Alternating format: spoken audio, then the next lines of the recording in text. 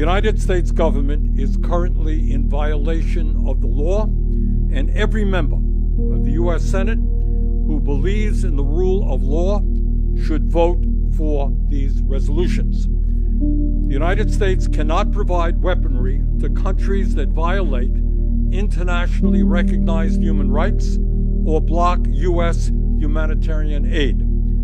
According to the United Nations, much of the international community and every humanitarian organization on the ground in Gaza, Israel is clearly in violation of these laws.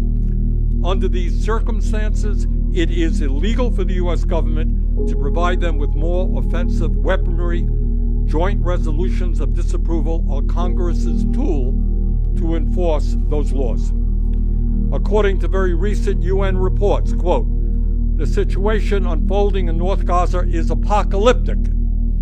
The entire population in North Gaza is at imminent risk of dying from disease, famine, and violence," end of quote.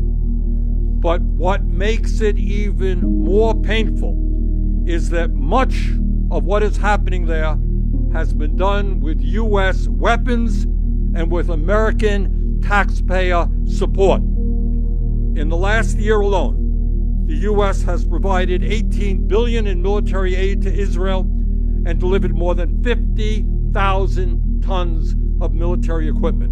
What these resolutions stand for is the simple proposition that U.S. taxpayer assistance should not come in the form of a blank check.